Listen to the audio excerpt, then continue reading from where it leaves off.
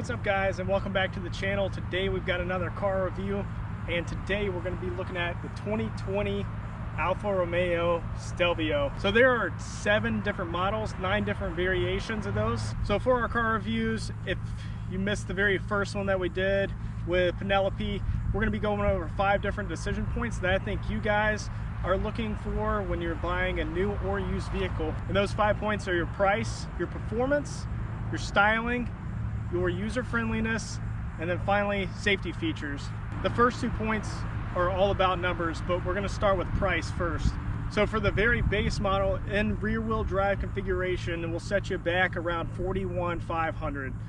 And then if you step up to all-wheel drive, it's going to set you back another $2,000 at $43,500. And then moving to the top of the line, the Quadrifoglio model, it's only offered in all-wheel drive. That'll set you back $80,500. Now there's a lot of different variations between the base model and the Quadrifoglio, but the base and then the next step up is offered in both rear-wheel and all-wheel drive, and the other 5 models are only offered in all-wheel drive. And as far as options go, the ones that are going to cost you the most are just packages. And most of those include a lot of different safety features. There's also Alfa's version of like a blacked out trim that you can also option for. So the other day I wanted to see like what options maybe most people would probably get. So I went with the options that I would pick as a buyer, and it came out just right at $50,000. And that's with all-wheel drive. So that's only a $7,000 increase over your base price for the all-wheel drive, and you're also getting a handful of different safety features as well as some options such as the paint. This one in particular is one of my favorites that they offer, which is called Lunar White Metallic. This paint looks pretty silver right now, but in direct sunlight, we've got a lot of clouds overhead, it looks like pure white. It's a pretty astonishing paint color. And then speaking of paint, one of the biggest things that I couldn't believe is that you can get red, black, or yellow calipers on these for no cost. That it's just a free item, which I thought was pretty cool.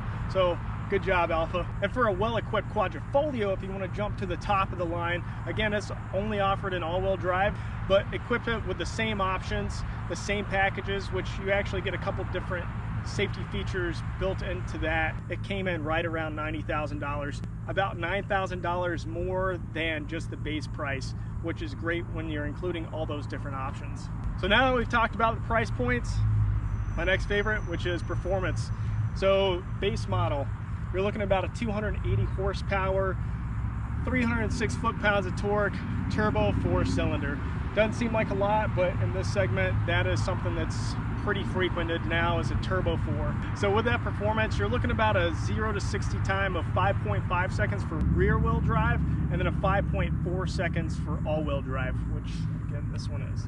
And for the top of the line Quadrifoglio model, it's a 2.9 liter twin turbo V6, which comes in at 505 horsepower, 443 foot-pounds of torque, and that'll send you 0 to 60 in 3.6 seconds.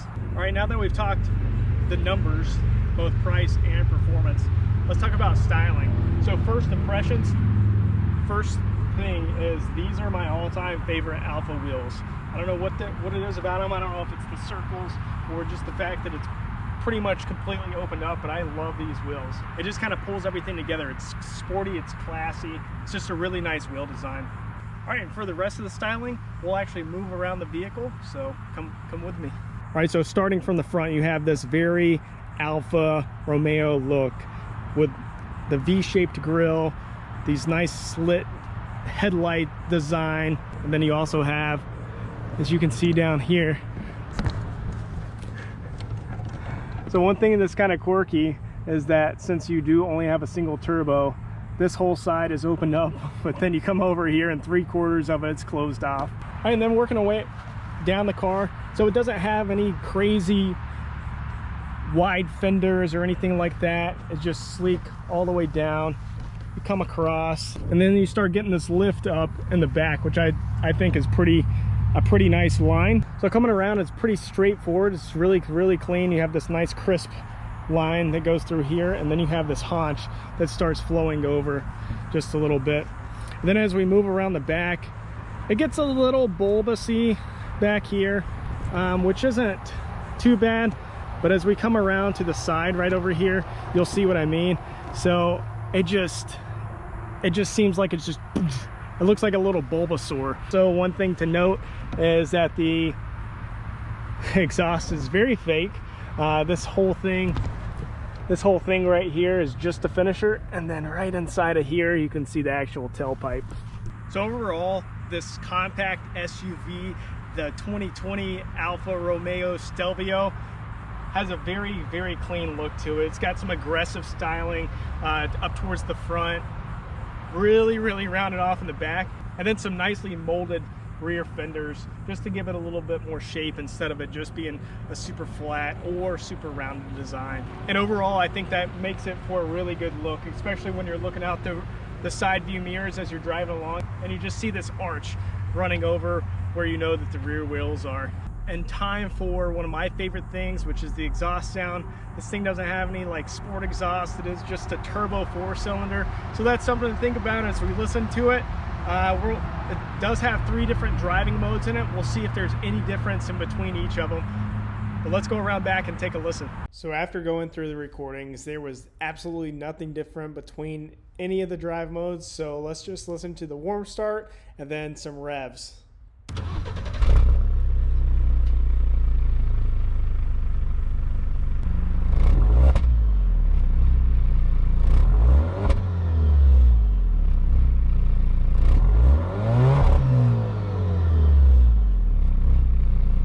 All right, so let's talk a little bit about user-friendliness. So getting in and out of the vehicle is pretty simple. As we can see from the key fob here, got your unlock, your lock, your auto start, and your trunk. Even though it says buy 2, but earlier I pressed it just once and it opened up. So simple key fob, but pretty slick all at the same time. So if you don't feel like using the buttons, guess what? Everybody's got this style lock now. Boom, so it's opened up and then you're greeted to a pretty well equipped and nicely materialized interior. So but you're done. You've just left that nicely materialized interior and you're ready to go somewhere. What do? Well, you just press that button, it'll lock. The mirrors have already folded up because I've played around with it a couple times already, but they'll automatically fold for you. Then as we come around the back, we've got this nice giant, I don't know why this is such a large opening for this gas cap, but we do need to see, does it stay locked? And it does. User friendliness at its finest. So this one's actually got the option for the hands-free tailgate, which, there we go. So hands-free, right? Perfect. All right, so now we're in the back where we're gonna find not a whole lot of space, honestly. So as you can see, this thing is pretty not deep at all. I'm sticking my hand in here and that basically is like an arm's length.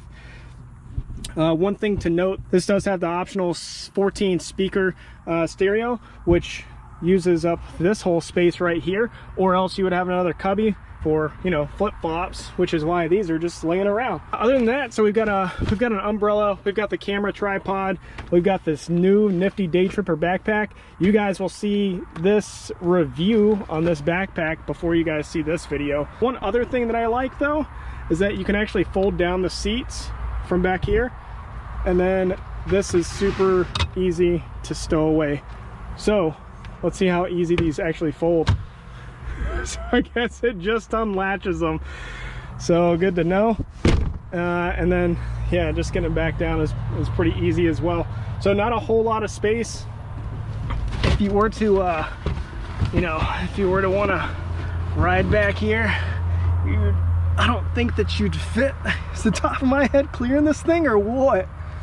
Hello? So yeah, again, not a ton of space. And then up here you've got whether or not you want to lock it or just shut it. And then going around the other side, same things. So pretty simple. The exterior is kind of what you're expecting nowadays as far as user friendliness from a vehicle. And so now that we've talked about the outside a decent amount, let's hop on inside and see the user friendliness of the inside, and let's start driving this thing. All right, so we are inside right now, and what I'm going to go ahead and do is show you kind of what I'm looking at. So we have our start stop button here. Let's go ahead and get this thing turned on, because guess what? It is hot. Low fuel, that's fine. Hey, it's me. Hi everybody. Okay, we come up here, we've got some buttons. Go around, we have the new interior for 2020. Some nice stitching. And kind of goes around that way. So overall, a really, really nice interior. All right, so one of the first things that we want to do, as usual, when we get into the car, set up our Bluetooth. So that's what we're going to be doing. We need some tunes, some good old-fashioned music. You know what I'm saying? So let's go ahead and do that. All right, so walking through the steps for setting up Bluetooth. So down here we have our home screen button. We're just gonna go ahead and press that like 13 times. And then as you can see, like this is where you're at. Radio, navigation, phone. So we want phone. We want phone. So maybe the settings button. Okay, so we want to do a new phone. Oh, here we go. Okay, there we go. I don't know why that wasn't working before. So add a device. So we'll come in here, and so we'll come in here, go here, Bluetooth, and it should pop up any moment. Alpha Connect. Cool. And good to go. Pair it. And confirm on there as well. Pairing, and we're good. So again, you'll come down here, you'll hit your home button, you'll hit the settings button, you'd hit the settings button, and then you would hit add device, and then that's it. So it is pretty intuitive. And one thing to note is this thing does actually have, ooh, what a cool graphic. This thing does have Apple CarPlay as well as Android Auto standard in it. All right, so as we're kind of just scrolling through these right now. So we've got driver assistance for safety. It's got your parking sensors and then your speed limiter on there. And then you also have your performance gauges, which is cool. So if you press this button right over here, it actually changes the middle of your gauge cluster to give you different information, including your G-forces if you're switched into the dynamic mode. All right, so we'll click on this again, and boom, there's your G-forces. So now not only do we see what our boost is, we've got our torque numbers, and I think that's pretty cool. You can customize this, but like I actually want to drag and drop this. It's semi-intuitive, but it is very, very laggy. So come on, there we go. All right, so now we've got this just right up front for us. We'll hit the home screen. Well, that's not what I chose at all. Oh, there it is. So boom, we've got it on our home screen now as our radio, performance gauges, and then our phone stuff. So now that we've got all that set up, just as like my preference, it's not fully like intuitive as like a phone as you're dragging and dropping apps. So that was a little frustrating, but overall, like, you can do it. I just wouldn't do it on the go. I'd make sure to be in park and just like go through all your settings and try and figure out what exactly that you want, and then just get that all set up for your own driving style. So one thing that I'm having trouble finding is to actually like just connect via Bluetooth for music. I don't know why this is such an ordeal. but I would like to just do that, and I think I may have just found it, and I'll show you. All right, so we had our radio up here. As you can see, each one of these has like their own little like swipe pages and stuff like that. Ooh, that's kind of cool too. But when we come over to the radio page, you can actually swipe over to media, and what we'll do is we'll just select one of our songs and see if it actually pops up over there, and it doesn't just yet. There it is. So it does take about a second delay or so for it to pop up here, and then if you want to switch back to radio, you press play on that. So overall pretty easy. It just takes a little bit of time to learn. All right, so overall that was pretty easy. It just takes a little bit of time to learn this system. This is my first time in an Alfa before, and this is like part of their new infotainment system. So I don't know if this is just like a progression from what it was last year. I don't know. If you do know, leave it in the comment section below. So one thing that I do want to point out is that for each drive mode, we'll start out over here, it actually gives you a corresponding graphic to each one. So we'll start, so you have your D, which is your dynamic, your natural mode, and then your advanced efficiency mode, hence the green streaks. And then another cool little feature in here is that you have a nice little key fob slot. So, and then as we come in here, you have your cell phone holder. All right, so you guys might be wondering, well, what about the practicality for the back seat? You just climbed into the trunk. Well, so this is the position where I would usually sit at inside of this vehicle. And I still have a decent amount of leg room back here. I've got a couple vents down here and a couple of USB ports as well. And again, like it's really not that bad. You have a nice little armrest, you got a cup holder here. It's not a bad place to be. Overall back seat space, pretty good, not bad. All right, so let's start driving this thing. So we are in dynamic mode. Again, you got 3 different modes: dynamic, natural, and then like advanced efficiency is what the A stands for, but D and A. And then also if you get the quadrifolio, then you also get race mode. And then one thing to note is that with the 2020 models, it doesn't stay in the selected mode when you turn your car off. It automatically defaults back to natural or N. All right, and so go ahead and get out here.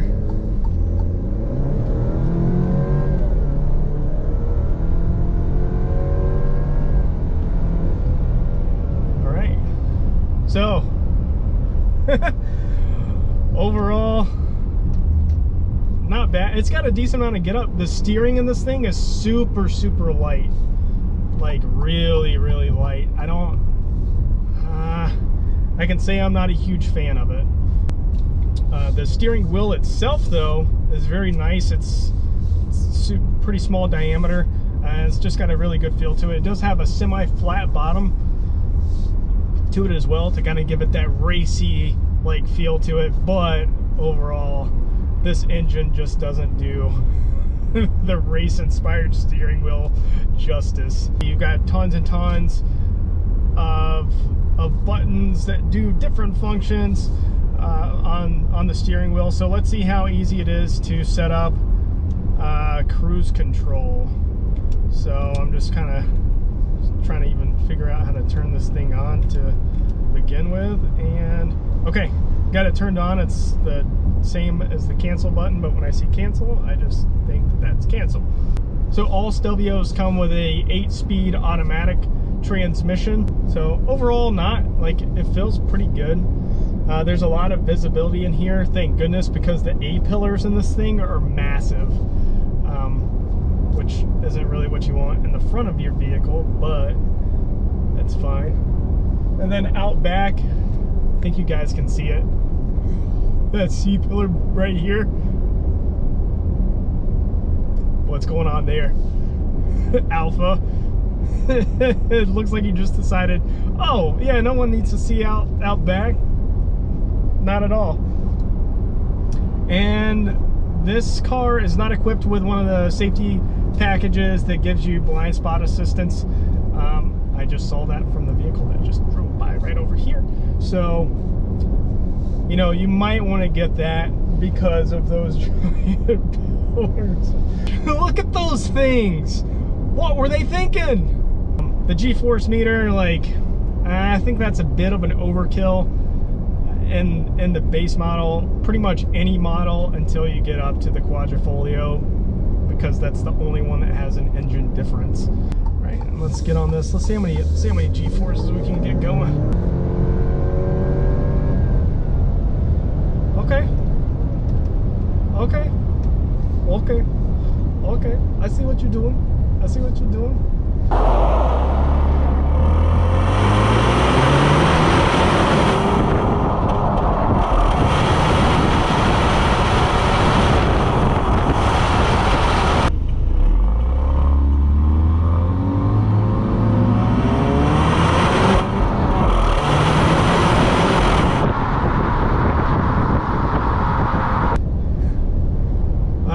So it doesn't tell you how many G-forces you're actually getting out of this thing. So that's kind of, I mean, I don't know. It's a little gimmicky. So like, I mean, you saw it, the circles, it's just the circles. I'm guessing it's probably like a half of a G for the first circle and then a full G for the next circle. And then I'm guessing 1.5 G's for the outer limits, which if you're doing a G&a half in this thing, especially if it's lateral, good luck. Like, you just flipped your car. One thing that I don't truly understand why they have it in here, because this isn't supposed to be like an off-road SUV. I don't understand why they have the percentage, the grade of the front of your vehicle. If someone knows the answer to that, let me know, because that's gonna bother me just a little bit. So comfortability in this, like, we've been driving for about 5-10 minutes or so now. It's pretty nice in here. There is a decent amount of road noise outside, a little bit more than I was kind of expecting, but overall it's a nice place to be. It's, I mean, everything's like nice, soft. It's semi-plushy at a minimum. So overall comfortability, I would give that a thumbs up. But especially as a driver, like, I feel like I have a lot of space up here in this driver's seat. Like, nothing feels cramped. I feel like, you know, I forgot the plushiness of this headrest. It's like a tiny little pillow, which I was expecting this to be a little firmer. I don't know if you guys can see me squishing that, but yeah, so it's a pretty nice seat.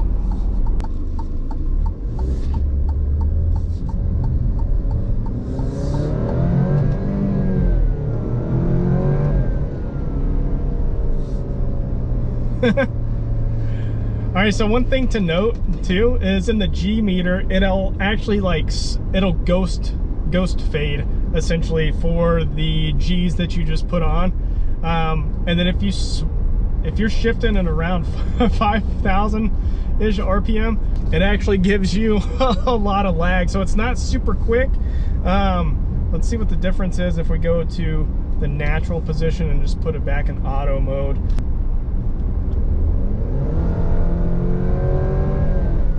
So yeah, the transmission in this is not very quick by any means. I don't know if they have like different software or something like that in the Quadrifoglio that helps it get up to that 3.60 to 60 time or not, but yeah, so it's essentially very laggy. It feels almost like an old school transmission. It is nice though, as it shifts for you. Like, it's very fluid. So you get 3 different stereo options in the Stelvio. You get your 8 speaker as your bass. You've got a 10 speaker premium audio, but there's no name associated with it. And then you also have the 14 speaker Harman Kardon setup like this one has. All right, so how's this stereo sound, you may ask? I'll let you know here in just a second. I'm about to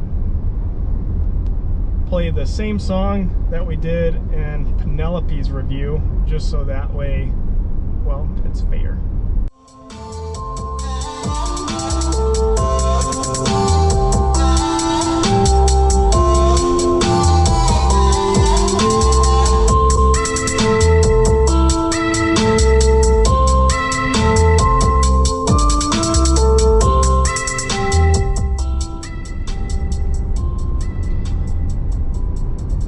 Alright, so overall the stereo isn't that bad. There's a decent amount of configurability to it. I'm like longing for a little bit more bass. I have it set up roughly how I would set up any other car stereo, where I put the treble all the way up to its max setting, and then the bass about mid-range from its adjustment up. And then this one also has mid-range setting, which isn't always an available feature in factory installed car stereos. So that was kind of a different one, and I usually put that 1 to 2 notches below the bass.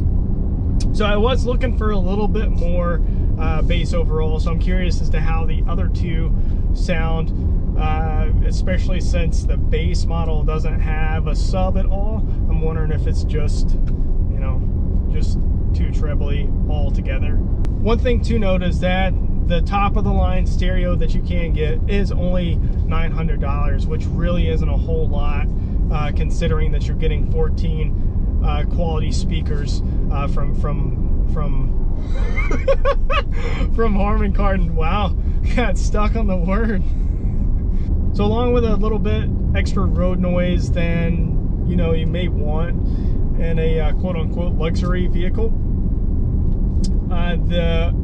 there's not any like squeaks or anything like that. Again, this thing's pretty new, so put that into that opinion as well. And then one of the last things that we want to talk about on this drive are safety features. We talked about how this didn't have the package. All right, so some of the available safety features that you can get inside of the safety packages is the active blind spot assist, which we already covered that this doesn't have. You get the front and rear parking sensors. This does have those on there already, as well as the backup camera, thanks to the mandation of that. Is that a word? Mandation. It is today.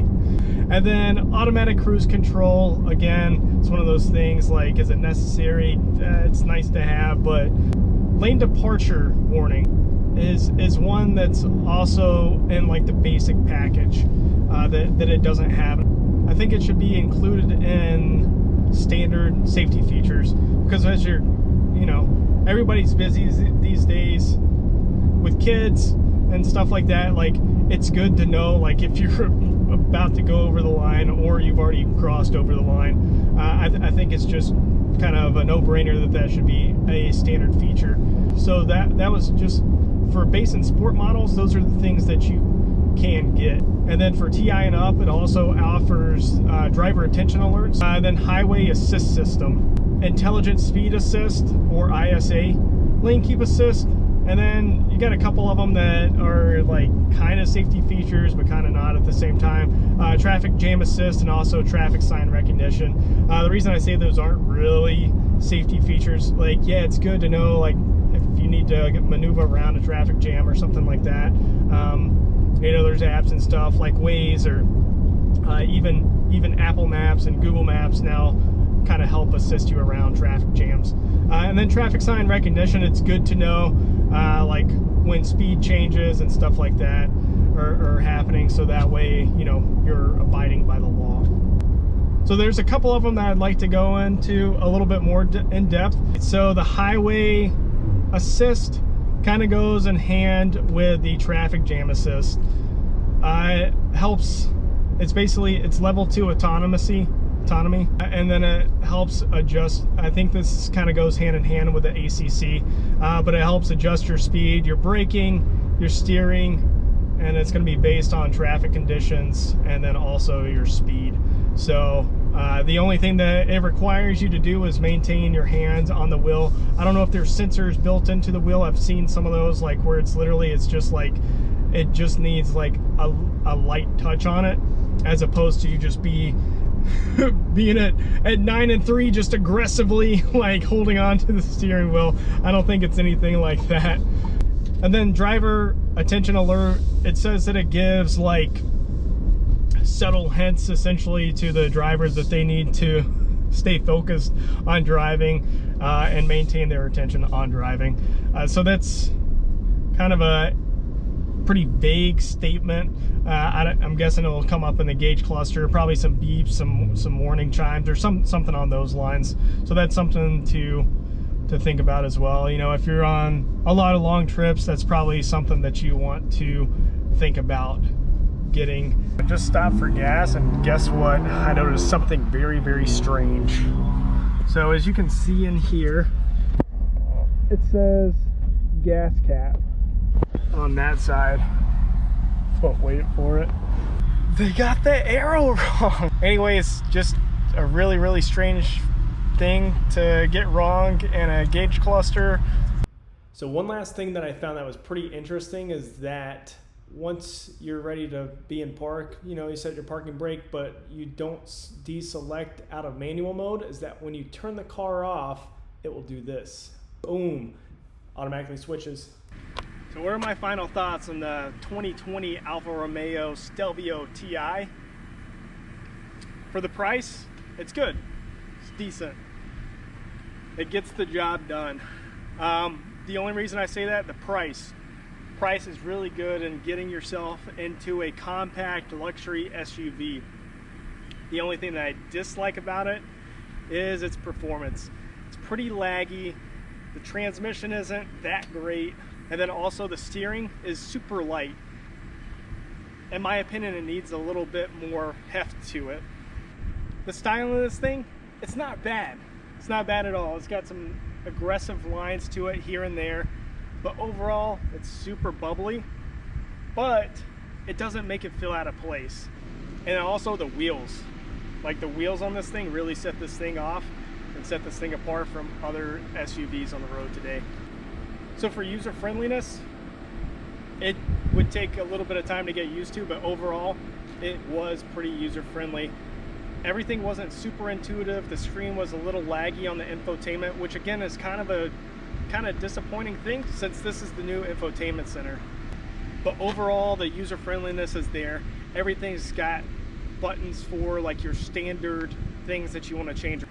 And then finally, safety features. So yeah, you do have to pay that premium to get safety features in a $45,000 to, you know, $80,000 car. But when you're only looking at a few $1,000s more to stay safer, it's really not that bad of a deal. So what's my lasting impression on this thing? The driving experience itself, like not feeling confined in this space, and a compact SUV was very satisfying. Knowing that I still had enough room to move around as the driver, that was really, really nice. But anyways, guys, that's gonna wrap up this review of the 2020 Alfa Romeo Stelvio TI. Hopefully you guys enjoyed it. Let me know what you guys think about this thing in the comments below, and I will see you guys next time. Okay, bye.